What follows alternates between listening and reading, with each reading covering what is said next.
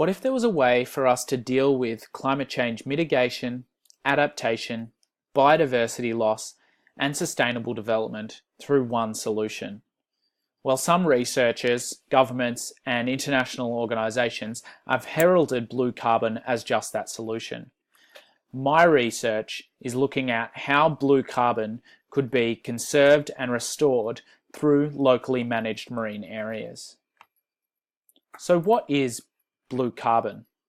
Well, blue carbon is essentially the carbon that is captured and stored in coastal ecosystems like mangroves, seagrasses, and tidal salt marshes. These ecosystems pull carbon pollution out of the oceans and atmosphere and store it predominantly in their below ground biomass in the roots, rhizomes, and mud where they grow in. This carbon can remain there for thousands of years, so they're really important for slowing down climate change. However, it's more than just carbon sequestration. These ecosystems also provide many co-benefits for humans and animals. They provide habitat, nursery grounds, and spawning areas for many fish, invertebrate, and turtle species. And they also provide coastal protection for human communities from extreme weather events like cyclones, storm surges, and even rising sea level. So they're also really important for adaptation, food security, and biodiversity. However, these ecosystems are being threatened. Up to 7% of mangrove seagrasses and tidal salt marshes are being removed or degraded on an annual basis. And up to 19% of the total emissions from deforestation come from the clearing of mangroves. So we need to find a way to conserve these ecosystems. Well, a blue carbon project that's aimed at protecting these ecosystems and restoring them would have to be based on two key requirements.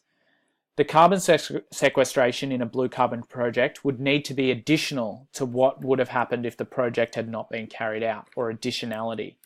But they also need to ensure that the carbon stock remains in the ground for a given time period, or permanency. And this is generally 25 to 100 years. So how can we conserve these ecosystems and meet these two key requirements of blue carbon?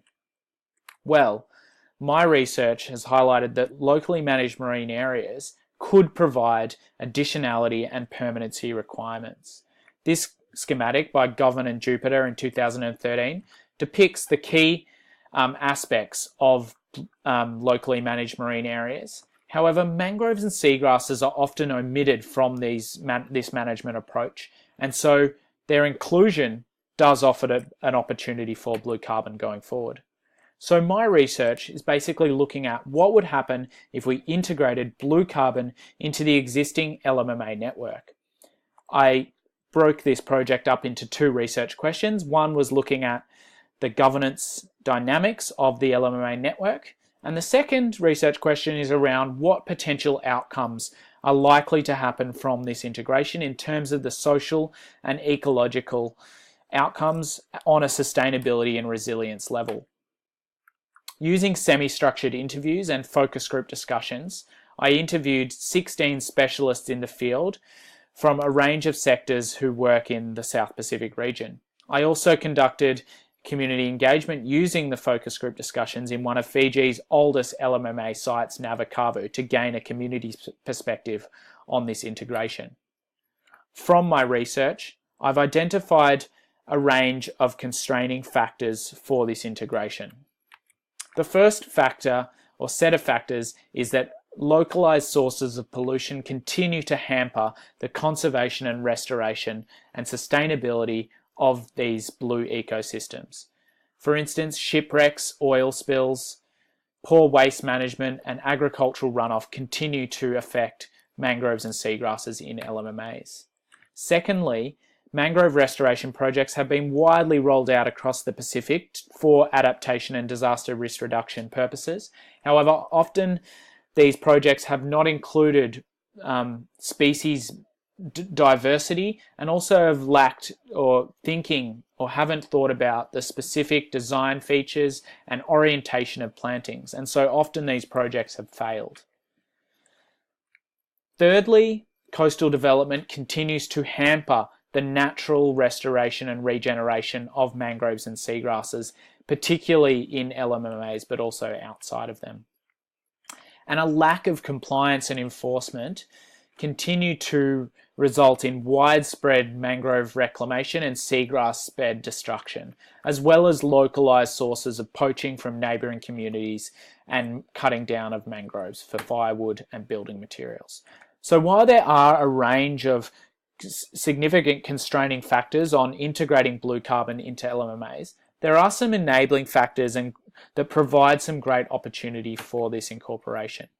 The first one is that the LMMA approach has a well-established methodology and allows the traditional governance that exists in a lot of Pacific Island cultures and around the world to prosper. And that has resulted in social cohesion by bringing together previously disconnected communities and chiefs to manage their resources more sustainably. So blue carbon projects could continue to build on those benefits and continue to improve social and ecological outcomes. Similarly, these communities are used and experienced to working with external agencies like universities, NGOs, and government agencies. So any blue carbon project that would require collaborating with external bodies would be easily conducted and fit in with current practices in and through the LMMA network. Finally, the issues of compliance, enforcement, illegal poaching, pollution, and these other constraining factors could be dealt with by adequately investing into coastal stewardship. The LMMA network already has established volunteer fish wardens and management committees for coastal and marine management in the LMMA sites. However, the lack of enforcement and compliance resourcing has resulted in poor outcomes for the environment overall. So a blue carbon project investing into those positions and providing paid fish warden and management committee positions would improve social and ecological outcomes. Finally, blue carbon does provide many benefits for humans and the environment. However, they are being threatened globally and continue to be removed for economic and development interests. However, LMMAs provide an established tool for protecting these blue ecosystems and ensuring additionality and permanency going forward. However, there are some significant challenges and constraining factors for integrating blue carbon into the LMMA network that need to be evaluated further. Nonetheless, there are still opportunities that this integration does really represent and make this integration a real positive benefit. So next steps and future research. I'm currently finishing a thesis summary report and producing some blue carbon videos and educational community materials for the communities back in Fiji and across the Pacific. And future research recommendations include, I think, a continued blue carbon stocktake across the network and across the region is really fundamental to get good baselines. And finally, something that I'm looking into and really looking for support and ideas and would love to talk to some of you afterwards is developing a coastal and marine ranger program that builds on the current practices of fish wardens and local marine champions that LMMA approach has endorsed over the last decades, and to really improve that localized monitoring and evaluation of ecosystem and natural resource management.